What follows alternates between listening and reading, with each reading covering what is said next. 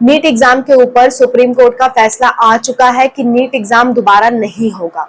लेकिन आखिर supreme court ने ऐसा फैसला लिया क्यों, जबकि सीबीआई ने इसके खिलाफ 4 लोगों को गिरफ्तार भी किया था कि नीट के पेपर के साथ डिस्क्रिपेंसी हुई है। 4 लोगों को सीबीआई ने गिरफ्तार किया था। 4 लोग तो ऑफिशियली उन्होंने बता के गिरफ्तार किया था, नाम सहित बताया था, बाकी गिरफ्तारी कुछ और लोगों की भी हुई थी। ठीक है, आप इसके लिए ये वीडियो देख सकते हो, किन किन लोगों को गिरफ्तार किया गया था, मैंने इस वीडियो में बताया है, लिंक आपको लास्ट में मिलेगा। तो इतना गिरफ्तारी के बावजूद भी सुप्रीम कोर्ट ने रीनीट के फैसले को क्यों टाल दिया, आज के वीडियो में यही हम डिस्कस करेंगे और नीट के बारे में पूरी कहानी जानेंगे, A to Z आखिर हुआ क्या था। क्योंकि पूरी कहानी समझे बिना हम और आप किसी कंक्लूजन पे नहीं आ सकते। और अगर ये सुप्रीम कोर्ट द्वारा ये चीज नहीं नोटिस की जा रही है तो आप क्या कर सकते हो, अगर आपको लगता है कि नहीं ये फैसला सुप्रीम कोर्ट का गलत है तो आप क्या कर सकते हो, इस बारे में भी मैं आपको बताऊंगी। तो चलिए स्टार्ट करते हैं आज का वीडियो और जानते हैं इसके बारे में। Hello everyone, welcome to Spark up classes, this is Suman Yadav. NEET UG, सबसे पहले बता दूं, नीट का जो एग्जाम है वो मेडिकल कोर्सेज में एडमिशन के लिए होता है, खासकर जिन कोर्सेज से आप डॉक्टर बनते हो, जैसे कि MBBS, BMS, BDS, BHMS, BUMS, इस तरह के कोर्सेज के लिए, इनफैक्ट नर्सिंग के कोर्स के लिए भी नीट का एग्जाम दिया जाता है। हर साल की तरह इस साल भी नीट का एग्जाम मई के पहले वीक में पड़ने वाले संडे को होता है। इस साल भी वही हुआ था, जैसे कि इस साल एग्जाम हुआ था 5 मई को, क्योंकि 5 मई को संडे था। ठीक है, जो भी मई का पहला हफ्ता होता है उसमें जो भी संडे पड़ता है उस दिन नीट का एग्जाम होता है, ये तय बात है। और उसी बात पे नीट का एग्जाम हुआ। जिस दिन नीट का एग्जाम हुआ उसी दिन से बवाल मचना चालू हो गया।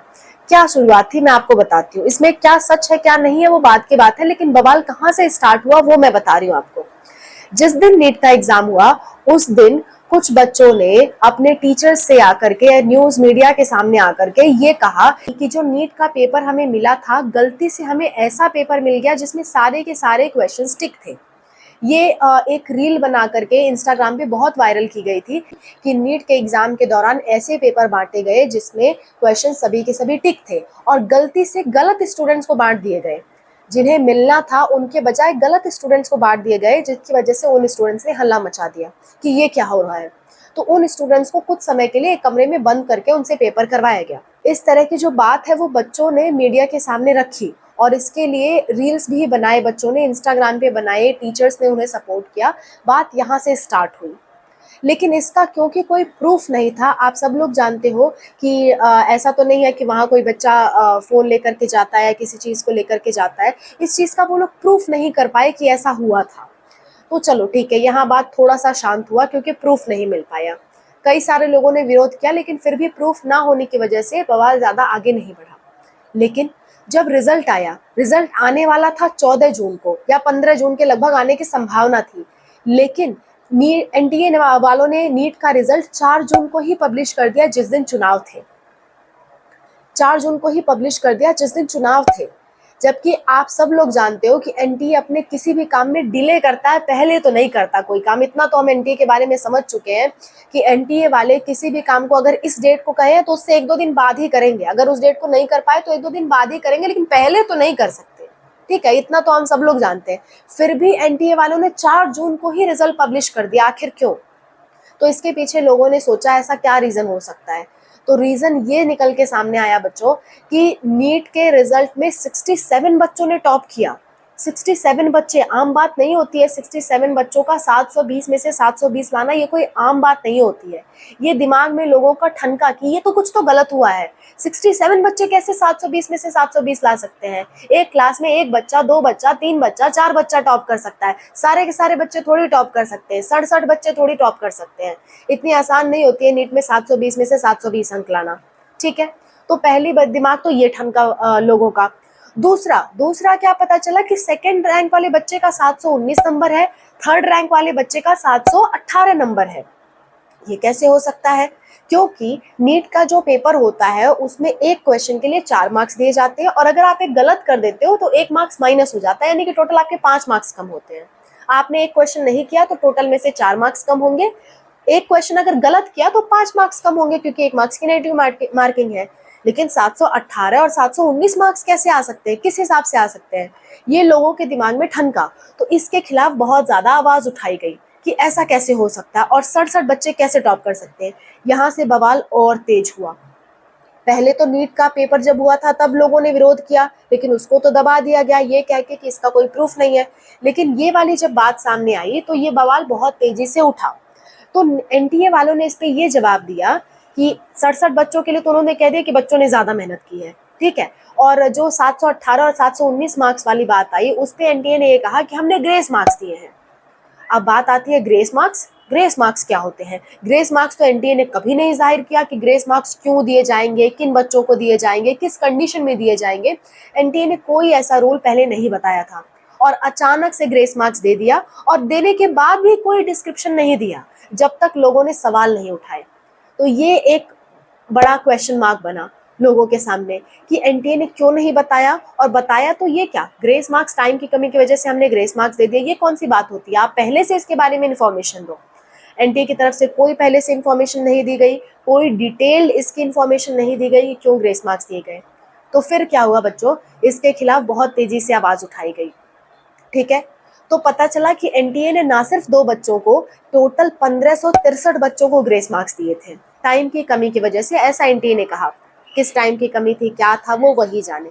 टाइम कमी की वजह से 1563 बच्चों को ग्रेस मार्क्स दिए गए, जो कि सभी लोग ने इसको नकारा कि नहीं, ऐसा क्यों आपने किया, इससे पहले आपने कोई इसका डिटेल नहीं दिया था कि कब आप ग्रेस मार्क्स दोगे, किस कंडीशन में दोगे। देखो, कोई भी संस्था होती है तो उसके कुछ नियम कानून होते हैं। अचानक से कोई नया नियम ला दिया जाए तो कोई नहीं एक्सेप्ट करेगा उसे, इसलिए लोगों ने इसको एक्सेप्ट नहीं किया और इसके खिलाफ याचिका दायर हुई और ये फैसला आया कि इन बच्चों का दोबारा से नीट एग्जाम कराया जाए। तो एनटीए वालों ने बच्चों के सामने 2 ऑप्शन रखे, या तो आप दोबारा से नीट दो। इन बच्चों के सामने जो 1563 बच्चे जिन्हें ग्रेस मार्क्स मिले, उनके सामने 2 ऑप्शन रखे गए, या तो आप दोबारा से नीट दो, या फिर आप क्या करो, आप अपने ग्रेस मार्क्स को छोड़ दो, जितने आपको ग्रेस मार्क्स दिए गए हैं वो ग्रेस मार्क्स आपके काट लिए जाएं और आपका दोबारा से रिजल्ट आए, ठीक है। ये 2 ऑप्शन बच्चों को दिए गए और 23 जून को दोबारा से एग्जाम कराया गया इन 1563 बच्चों के लिए। लेकिन सारे बच्चे नहीं आए, इन बच्चों में से केवल 813 लोग आए, 813 लोगों ने दोबारा एग्जाम दिया। और बाकी बच्चों का क्या हुआ, बाकी बच्चों को जो ग्रेस मार्क्स दिए गए थे वो काट लिए गए, ठीक है, और उनका दोबारा से रिजल्ट पब्लिश कर दिया गया। तो जिन बच्चों ने एग्जाम दिया और जिन बच्चों ने नहीं दिया, उन सब का दोबारा से रिजल्ट 30 जून को दिखा दिया गया, ठीक है, 30 जून को पब्लिश कर दिया गया। अब फिर एक बात क्वेश्चन मार्क आती है। सुप्रीम कोर्ट ने ये कहा था कि मैं फाइनल हियरिंग अपनी 8 जुलाई को दूंगा। इससे पहले ही एनटीए को क्या ऐसा डर था जिसकी वजह से एनटीए ने 23 जून को ही एग्जाम कंडक्ट करा दिया इन बच्चों का? ये अगेन एक सवाल उठा, क्योंकि सुप्रीम कोर्ट ने ये फैसला नहीं दिया था कि आप क्या करो, इन बच्चों का एग्जाम करा दो। लोग अपील कर रहे थे कि दोबारा से सारा नीट का पेपर, सभी बच्चों का नीट का पेपर दोबारा से हो, लेकिन एनटीए ने चालाकी से जल्दी से क्या किया कि 1563 बच्चों का एग्जाम पहले ही करा दिया, सुप्रीम कोर्ट का फैसला आने से पहले ही करा दिया। तो फिर से लोगों ने इस चीज का विरोध किया, फिर से कहा कि नहीं, पूरे नीट का एग्जाम दोबारा से होना चाहिए, सीबीआई जांच होनी चाहिए, ये होना चाहिए, वो होना चाहिए। लोगों ने अगेन बहुत तगड़ा बवाल मचाया। इसके लिए फिर सुप्रीम कोर्ट ने थोड़ा समय लिया और इस बारे में सोचा कि इसका क्या कंक्लूजन हो सकता है, कैसे पता लगाया जाए कि एग्जैक्टली सेंटर्स पे चीटिंग हुई है, पेपर लीक हुआ है या नहीं हुआ है। इस बारे में पता लगाने के लिए सुप्रीम कोर्ट ने क्या किया, सुप्रीम कोर्ट ने एनटीए को एक आदेश दिया। वो आदेश में ये था कि एनटीए दोबारा से रिजल्ट पब्लिश करे, और इस बार रिजल्ट ऐसा पब्लिश करे कि वो एग्जाम सेंटर वाइज हो और सिटी वाइज हो, ताकि ये पता चल सके कि किसी सिटी में अगर चीटिंग हुई है, किसी एग्जाम सेंटर पे चीटिंग हुई है, तो जाहिर सी बात है वहाँ के काफ़ी सारे बच्चों के मार्क्स अच्छे होंगे। अगर किसी सेंटर पे चीटिंग हुई है तो जाहिर सी बात है कि वहाँ के, ऐसा तो नहीं किसी एक स्पेशल बच्चे को चीटिंग कराया जाए, वरना क्या होगा कि बाकी सारे लोग हल्ला मचाएंगे। तो लगभग सबके मार्क्स अच्छे आने चाहिए, सबके ऐसा नहीं होना चाहिए कि किसी के मार्क्स 200 आ रहे हैं, किसी के मार्क्स 700 आ रहे हैं। वहाँ क्या होगा, लगभग हर बच्चे के मार्क्स 500, 600, 700 के लगभग होंगे। इसलिए सुप्रीम कोर्ट ने आदेश दिया कि एनटीए क्या करे, सिटी वाइज और एग्जाम सेंटर वाइज रिजल्ट जारी करे, ना कि बच्चे के नाम wise, roll number wise, city wise और एग्जाम सेंटर वाइज रिजल्ट जारी करे। और एनटीए ने जारी भी किया। 20 जुलाई को एनटीए ने सिटी वाइज और एग्जाम सेंटर वाइज रिजल्ट भी जारी किए, ठीक है। लेकिन इस रिजल्ट के बाद बहुत सारे डेटा सामने आए, बहुत सारे एग्जाम सेंटर्स पकड़ में आए जो ऐसे थे जिसे देखते ही पता चल रहा था कि इस सेंटर पे कुछ ना कुछ तो गड़बड़ हुआ है। अनूप सर ने ये वाली वीडियो बताई और डिटेल इसमें वीडियो में बताया है सर ने कि किस किस सेंटर पे कितने कितने मार्क्स बच्चों के आए हैं और क्या गड़बड़ी सामने आई थी। अनूप सर ने डिटेल ब्यौरा इस वीडियो में दिया है। फिलहाल मैं इस चीज़ को शॉर्ट में बताती हूँ। इस चीज़ से हुआ क्या, कई सारे एग्जाम सेंटर्स की पोल खुल गई और इसके बाद सीबीआई ने उसके कल्प्रिट्स को गिरफ्तार किया और सीबीआई ने अपनी एक स्टोरी सुप्रीम कोर्ट के सामने पेश की। ठीक है, तो फिर क्या हुआ, फिर कोर्ट में सुनवाई होने लगी, सीबीआई जांच होने लगी। सीबीआई जांच के बाद कई सारे लोग सामने आए। आप न्यूज़ उठा के देखोगे, आज से 3-4 दिन पहले की न्यूज़ उठा के देखोगे तो आपको न्यूज़ में देखने को मिलेगा कि सीबीआई ने 2 एमबीबीएस स्टूडेंट्स को गिरफ्तार किया। ठीक है, जो कि एमबीबीएस कर रहे थे भरतपुर मेडिकल कॉलेज से और दोनों ही स्टूडेंट आपके एमबीबीएस सेकेंड ईयर के स्टूडेंट थे। ठीक है, उनको सीबीआई ने गिरफ्तार किया इस इल्जाम में कि इन्होंने पेपर सॉल्व करने में मदद की। ठीक है, और एक और सीबीआई ने गिरफ्तार किया था राकेश रंजन को, काफी दिन पहले ही गिरफ्तार किया था, ये सोच के कि इनका नीट पेपर लीक में हाथ है। तीसरा जो मास्टरमाइंड कहला रहा था वो उसको गिरफ्तार किया गया, जो कि था शशि कुमार पासवान। ओके, इनको गिरफ्तार किया गया। गिरफ्तार इसलिए किया गया क्योंकि इनके पेपर लीक में हाथ होने की बात सामने आई थी। सीबीआई ने क्या स्टोरी बताई पेपर लीक की, वो मैं आपको थोड़ा सा सुनाती हूँ, जो कि सुप्रीम कोर्ट में सीबीआई ने पेश की कि ऐसा हुआ था। ठीक है, क्या पेश किया वो मैं आपको लाइन बाय लाइन बताती हूँ। देखो, सीबीआई ने ये कहा कि एक ओएसिस स्कूल है जहाँ पे नीट का सेंटर पड़ा था, वहाँ पे एक जो कोऑर्डिनेटर था, वहाँ पे जो एक हेल्पर था आप कह सकते हो, जो एग्जाम के दौरान पेपर्स बांटने में, पेपर्स करने में हेल्प करते हैं, कोऑर्डिनेटर जो था, उनकी मतलब डिटेल्स नहीं बताई गई है तो मैं भी आपको नहीं बता सकती क्योंकि ये सब चीज़ थोड़ी सी कॉन्फिडेंशियल रखते हैं वो लोग। ठीक है, तो उन्होंने सिर्फ इतना कहा कि ओएसिस स्कूल का जो कोऑर्डिनेटर था, उस कोऑर्डिनेटर ने क्या किया, उस कोऑर्डिनेटर ने पेपर लीक कराने में हेल्प की। कैसे हेल्प की मैं आपको बताती हूँ। जो सीबीआई ने अपना बात रखा है वो पूरी तरह से नहीं रखा है लोगों के सामने, ये सुप्रीम कोर्ट में सुनवाई हुई है, जितनी बात लोगों के सामने रखी गई है उतनी बात मैं आपको बता रही हूँ। नाम, पता, एड्रेस सब कुछ सीबीआई ने नहीं लीक किया है इस पर्सन के बारे में, इसलिए मैं भी आपको नहीं बता सकती। ठीक है, वो स्टोरी क्या है वो स्टोरी सुनो आप। सीबीआई ने ये कहा कि एक रूम था, उस रूम में 2 दरवाजे थे, एक मेन एंट्रेंस था और एक दरवाजा था जिसे बंद करके रखा जाता था, लेकिन उसे चालाकी से ओपन करके रखा गया था। ठीक है, उसे किसी चालाकी से ओपन करके रखा गया था। ठीक, उस रूम के तरफ कैमरे की ज्यादा नजर नहीं पड़ रही थी, ऐसा वो डोर था। ठीक है, उस डोर के थ्रू वो कोऑर्डिनेटर अंदर आया और पेपर जब दिए गए तो उस पेपर को वो उस पेपर की फोटोग्राफ लेकर के वो वहां से बाहर गया किसी दूसरे डेस्टिनेशन पे, जहाँ पे 7 से 8 सॉल्वर्स बैठे हुए थे, यानी कि नीट के पेपर सॉल्व करने वाले लोग बैठे हुए थे, 7 से 8 लोग, जिसमें से 2 एमबीबीएस के स्टूडेंट्स को गिरफ्तार किया था सीबीआई ने, उनके नाम भी लीक किए थे। ठीक है, तो 7 से 8 सॉल्वर्स बैठे हुए थे, जिनमें से 2 को सीबीआई ने गिरफ्तार किया था, इसको ऑफिशियली उन्होंने जाहिर भी कर दिया था।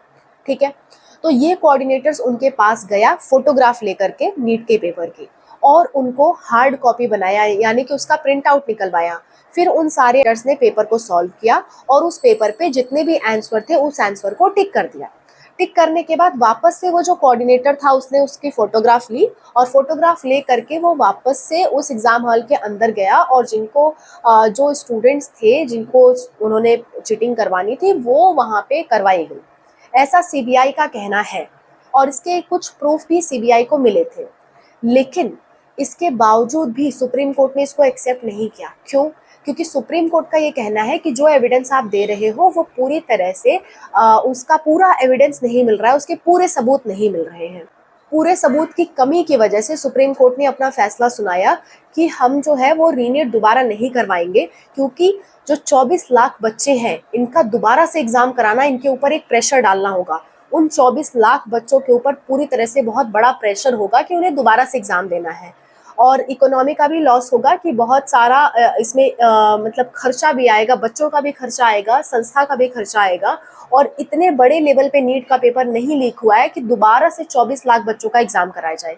ये एक छोटे से सेंटर की बात है जिसका कोई प्रूफ भी आपके पास क्लियर कट प्रूफ नहीं है। क्योंकि बच्चों क्या होता है ना, जब लोग चीटिंग करते हैं इस तरह की चीज़ें तो उसको मिटाने वाले भी रहते हैं वहाँ पे। ठीक है, उसका पूरा सबूत मिटाने वाले भी रहते हैं, तो हल्के हल्के से ही एविडेंस मिले हैं, पूरी तरह से एविडेंस नहीं मिल पाए सीबीआई को। जिसकी वजह से सुप्रीम कोर्ट ने ये सब खारिज कर दिया और उन्होंने कहा कि ग्रेस मार्क्स वाले बच्चों का एग्जाम तो हो ही चुका है, तो अब दोबारा से पूरे 24 लाख बच्चों का एग्जाम कराने की कोई जरूरत नहीं है। लेकिन अगर फ्यूचर में कुछ ऐसी बातें सामने आती हैं, कुछ ऐसे कल्प्रिट सामने आते हैं, तो बिल्कुल सुप्रीम कोर्ट इस पे एक्शन लेगी। लेकिन फिलहाल फाइनल डिसीजन यही है कि नीट का एग्जाम दोबारा से नहीं होगा। और जिसको इस पे आपत्ति है इस डिसीजन पे, वो अपना हाई कोर्ट में अर्जी दे और हाई कोर्ट में इसकी फर्दर सुनवाई होगी। हमारी तरफ से डिसीजन यही है कि नीट के एग्जाम में कोई गड़बड़ी नहीं है और नीट का एग्जाम दोबारा नहीं होगा, ऐसा सुप्रीम कोर्ट ने कह दिया और ये अब हमको मानना पड़ रहा है। ये है नीट की पूरी कहानी जो अब से लेकर के अब तक हुई। मैंने आपको सब कुछ वन बाय वन आपको बता दिया, ठीक है। सुप्रीम कोर्ट ने, मैं फाइनल इसका कंक्लूजन ये निकालती हूँ, सुप्रीम कोर्ट ने ये कह दिया कि रीनीट दोबारा नहीं होगा और जल्द से जल्द काउंसलिंग स्टार्ट होगी, बच्चों की एडमिशन होगा इस साल, ताकि बच्चों का ज़्यादा नुकसान ना हो, इसलिए सुनवाई में बहुत ज़्यादा डिले नहीं किया गया। दूसरा पॉइंट सुप्रीम कोर्ट ने ये कहा कि अगर कोई इस पे सहमत नहीं है तो वो हाई कोर्ट में अपनी अर्जी डाल सकता है। तीसरा पॉइंट ये कहा कि अगर कोई आगे चल करके दोषी पाया गया और उसका एडमिशन हो चुका है तो उसका एडमिशन कैंसिल कर दिया जाएगा, ठीक है। उसका एडमिशन मान्य नहीं होगा, चाहे वो 1 साल बाद पता चले, 2 साल बाद पता चले, जब भी पता चलेगा उस स्टूडेंट का, या अगर वो डॉक्टर बन चुका होगा तब जाके पता चला तो उसका लाइसेंस कैंसिल होगा। अगर उसके पढ़ाई के दौरान पता चला तो उसको उस कॉलेज से निकाल दिया जाएगा और उसको उचित सजा दी जाएगी, ऐसा सुप्रीम कोर्ट ने कहा।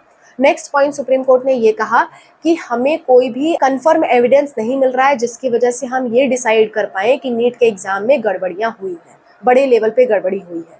ये सिर्फ एक तथ्य रखा गया है, इसका कोई पक्का एविडेंस नहीं मिल रहा, पक्का सबूत नहीं मिल रहा, इसलिए 24 लाख बच्चों का जो एग्जाम है वो दोबारा से नहीं कराया जाएगा। ये बच्चों के ऊपर बहुत भारी प्रेशर होगा, बच्चों के ऊपर भी और उनके पेरेंट्स के ऊपर भी और एनटीए वालों के ऊपर भी। ये कह करके सुप्रीम कोर्ट ने कहा कि नीट एग्जाम दोबारा नहीं होगा। ये फाइनल डिसीजन आ चुका है। आई होप आपको सारी बातें समझ में आ गई हैं कि नीट का ये क्या बवाल था, सब कुछ मैंने A to Z आपको बता दिया है, ठीक है। फिर भी अगर आप इससे सहमत नहीं हो तो आप हाई कोर्ट में अर्जी डाल सकते हो, कोई भी हाई कोर्ट में इससे रिलेटेड अर्जी डाल सकता है। सुप्रीम कोर्ट की तरफ से फुल एंड फाइनल डिसीजन हो चुका है। ओके, आई होप आपको पूरी कहानी समझ में आ गई है। और भी कोई दिक्कत, कोई परेशानी है, आपको किसी चीज़ के बारे में आप पूछना चाहते हो तो आप कमेंट्स में बिल्कुल मेंशन कर सकते हो। मैं और अनूप सर आप लोग की हेल्प के लिए हमेशा तैयार हैं, आप लोग के साथ के लिए हमेशा तैयार हैं। मैं अगर अपना पर्सनल सजेशन बताऊं, मुझे क्या लगता है, तो मुझे लगता है कि गड़बड़ तो हुई है। मेरा दिल ये गवाही करता है कि गड़बड़ तो हुई है, ऐसा नहीं हो सकता। जैसा दिखाया जा रहा है कुछ ना कुछ तो गड़बड़ है। आप क्या सोचते हो इस बारे में, आप कमेंट्स में ज़रूर कहना। मैं सुप्रीम कोर्ट का बिल्कुल सम्मान करती हूँ, मैं उनका निरादर नहीं कर रही, लेकिन मुझे ऐसा लगता है कि कुछ तो गड़बड़ है, कहीं ना कहीं कोई ना कोई तो लापरवाही हुई है, ठीक है। ये कितने लेवल पे है ये मैं नहीं बता सकती, लेकिन कुछ ना कुछ लापरवाहियाँ तो हुई हैं और होती आ रही हैं। पिछले कई सालों से आप देखोगे तो भी लापरवाहियाँ होती आ रही है, बस वो पता नहीं चल रही थी। इस बार लापरवाहियाँ कुछ ज़्यादा हुई है, जिसके लिए लोगों की नज़र में ये आया। आप क्या सोचते हो, आप ज़रूर कमेंट्स में बताना। और बाकी आप सब लोग समझदार हो, मुझे बहुत ज़्यादा कुछ कहने की ज़रूरत नहीं है। और एक बार आप लोग खुद भी इस बारे में सोचो, समझो और उस हिसाब से आप लोग भी अर्जी डालो, क्योंकि आपका राइट है ये।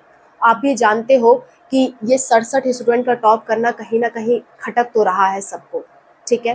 तो आप खुद सोच सकते हो, आप खुद विचार कर सकते हो। मैं कोई हेट स्पीच यहाँ पे नहीं दूंगी, मैं कोई भड़काऊ बयान यहाँ पे नहीं दूंगी। आपकी सोचने समझने की क्षमता है, आप खुद सोचो, आप खुद समझो और इसके खिलाफ अपनी आवाज़ उठाओ। Okay, thank you so much for watching. नमस्ते।